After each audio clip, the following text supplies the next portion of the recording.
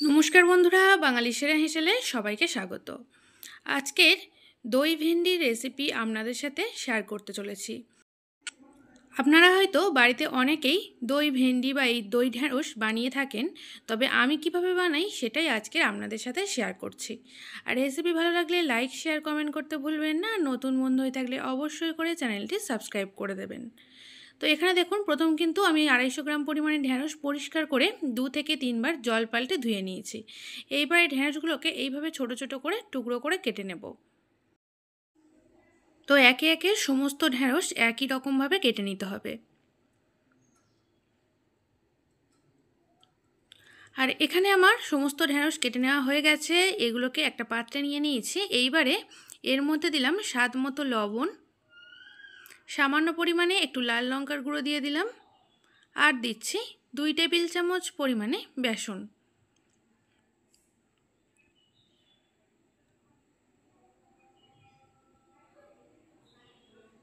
এইবারে সব কিছু খুব ভালো করে মিশিয়ে নিতে হবে।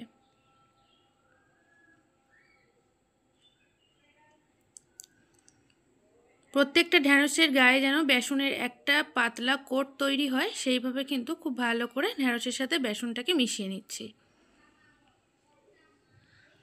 তো এটাকে এইভাবে 5 থেকে 10 মিনিটের মতো রেখে দেব। এরপরেই নিয়ে নিয়েছি এখানে একটা মিডিয়াম সাইজের পেঁয়াজ। পেঁয়াজটাকেও পাতলা পাতলা করে স্লাইস করে কেটে নিচ্ছি। আপনারা চাইলে এখানে পেঁয়াজটাকে চপারে চপড করেও কিন্তু নিতে পারেন।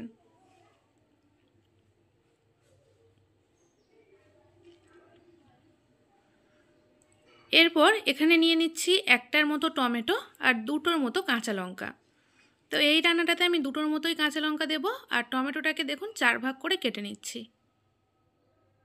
এইবারে এগুলোকে ব্লেন্ডিং জারের মধ্যে দিয়ে দেবো, মানে টমেটো লঙ্কাটাকে ব্লেন্ডিং জারের মধ্যে দিয়ে দিচ্ছি।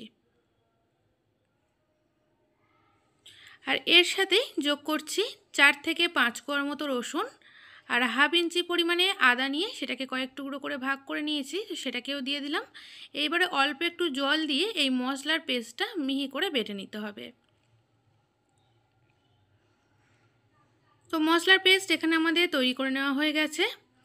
এইবারে এখানে একটা বাটির মধ্যে আমি আগে থেকে 2 টেবিল চামচ পরিমাণে টক দই বের করে রেখেছিলাম। এটা নর্মাল টেম্পারেচারে এসে গেছে। তো এইবারে এর মধ্যে আমি দিয়ে দিচ্ছি স্বাদ মতো লবণ, মানে রান্নায় যে স্বাদ মতো লবণ লাগবে সেটা দিয়ে দিলাম। অল্প একটু হলুদের গুঁড়ো, 1 চা চামচ পরিমাণে কাশ্মীরি লাল লঙ্কার গুঁড়ো, আর দিচ্ছি 1 চা চামচ পরিমাণে ধনের গুঁড়ো। জিরের গুঁড়ো এখানে আমি ব্যবহার করব না।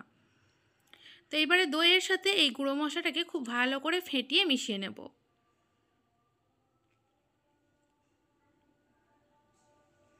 আর ঠান্ডা দই কিন্তু কখনোই রান্নায় ব্যবহার করবেন না, মানে হঠাৎ থেকে ফ্রিজ থেকে বের করে রান্নাতে কিন্তু দই দেবেন না, তাহলে কিন্তু দইটা কেটে যাবে। তো এরপর গ্যাস অন করে কড়াই বসিয়ে দিয়েছি। কড়াইতে দিয়ে দিলাম অল্প কিছুটা পরিমাণে সাদা তেল। তেল প্রথমে খুব ভালো করে গরম করে নেওয়ার পর এর মধ্যে বেসন আর মশলা মিশিয়ে রাখা ঢ্যাঁড়সটাকে দিয়ে দিলাম। দিয়ে খুব ভালো করে কিন্তু ভেজে নিতে হবে।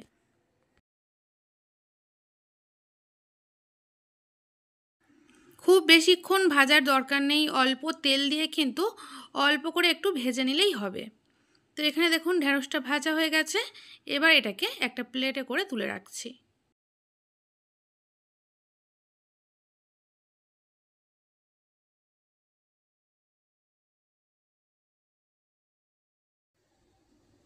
কড়াইটা একটু ভালো করে পরিষ্কার করে নিলাম। আর এর মধ্যে বেসনের যে গুঁড়োগুলো আছে সেগুলোকে কিন্তু ঢ্যাঁড়স বা ভেন্ডির সাথে আমি তুলে রাখলাম। এইবারে কড়াইতে দিয়ে দিলাম 2 টেবিল চামচ পরিমাণে সাদা তেল। এর মধ্যে দিলাম অল্প একটু গোটা জিরে এখানে ফোড়ন হিসেবে দিয়ে দিলাম। আর এরপর দিলাম পেঁয়াজ, কুচিয়ে রাখা পেঁয়াজ। এবারে খুব ভালো করে পেঁয়াজটাকে ভেজে নিতে হবে। আর বন্ধুরা, পেঁয়াজ যদি খুব ভালো করে ভাজা না হয় তাহলে কিন্তু রান্নার টেস্টও ভালো লাগে না। তো একদম ধৈর্য ধরে হালকা লালচে করে পেঁয়াজটাকে ভেজে নেব। তো পেঁয়াজ দেখুন লালচে রং ধরেছে। তো এইবারে এসে এর মধ্যে দিয়ে দিচ্ছি তৈরি করে রাখা মশলার পেস্ট, মানে আদা রসুন কাঁচা লঙ্কা টমেটো দিয়ে যে মশলার পেস্টটা বানিয়ে রেখেছিলাম সেটা দিয়ে দিলাম।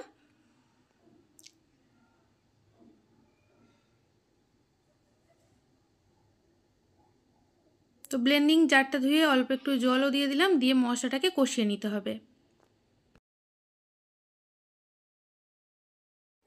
মশলাটা এখানে মিনিট খানেকের মতো কষিয়ে নেওয়ার পর এর মধ্যে দিয়ে দিতে হবে দইয়ের মিশ্রণ, মানে মশলা মিশিয়ে রাখা দই।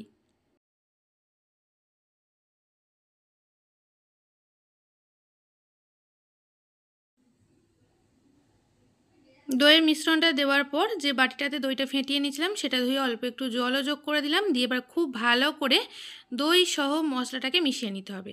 আর হ্যাঁ, একটা কথা এক্ষেত্রে বলা হয়নি, দইটা যখন অ্যাড করবেন কড়াইতে তখন কিন্তু আমি গ্যাসের ফ্লেমটাকে একদম বন্ধ করে দিয়েছিলাম।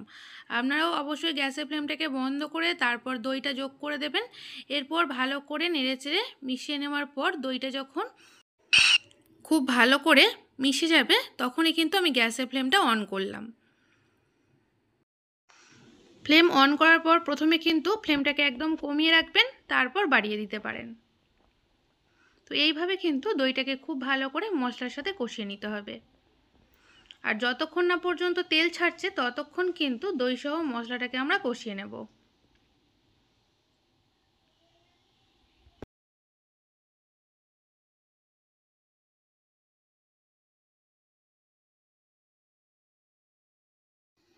দেখে বুঝতেই পারছেন মশলা থেকে কিন্তু তেল ছাড়তে শুরু করেছে, তো ওপরে কিন্তু তেলটা ভেসে উঠেছে। তো এই পর্যায়ে এর মধ্যে দিয়ে দিচ্ছি ভেজে রাখা ঢেঁড়স। এইবারে খুব ভালো করে আরও একবার মশলার সাথে আমরা ভেন্ডি বা ঢেঁড়সটাকে মিশিয়ে নিচ্ছি।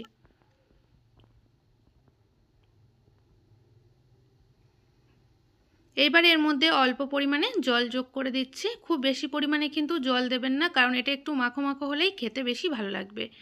একদম অল্প পরিমাণে, মানে হাফ কাপের মতো জল দিয়ে দিলাম, দিয়ে একবার ভালো করে মিশিয়ে নিচ্ছি।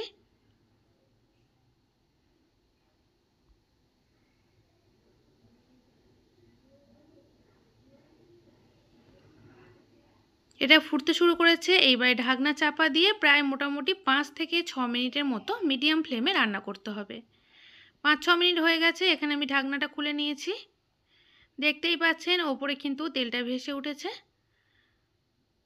তো এইবারে এর মধ্যে দিয়ে দিচ্ছি 1 চা চামচ পরিমাণে চিনি। যেহেতু টক দই আছে চিনি তো দিতেই হবে, তো এখানে আমি 1 চা চামচ পরিমাণে চিনি দিয়ে দিলাম, দিয়ে খুব ভালো করে মিশিয়ে নিচ্ছি। আর যেহেতু চিনিটা দিলাম সেই জন্য মিনিট খানেকের মতো নাড়াচাড়া করে ফুটিয়ে নিতে হবে।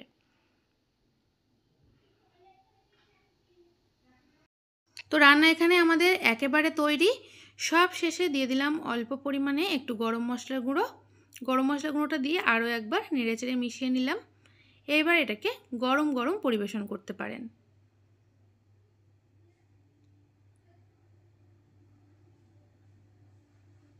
তো এখানে আমাদের দই ভেন্ডি বা দই ঢেঁড়স কিন্তু পরিবেশন করার জন্য একদমই তৈরি। আর বন্ধুরা, আমার আজকের এই রেসিপি আপনাদের কেমন লাগলো অবশ্যই করে জানাবেন। যদি ভালো লেগে থাকে তাহলে কিন্তু একটা লাইক আর শেয়ার করতে ভুলবেন না। আর আমার থেকে নিত্য নতুন রেসিপি পেতে চ্যানেলটি সাবস্ক্রাইব করে পাশে থাকা বেল আইকনটি প্রেস করে দেবেন। তাহলে আমি যখনই আমার চ্যানেলে কোনো নতুন ভিডিও ছাড়ব তার আপডেট আপনাদের কাছে খুব সহজেই পৌঁছে যাবে। আজ তাহলে এই পর্যন্ত, আবারও ফের দেখা হচ্ছে নতুন কোনো রেসিপির সাথে। সবাই ভালো থাকবেন, সুস্থ থাকবেন। ধন্যবাদ।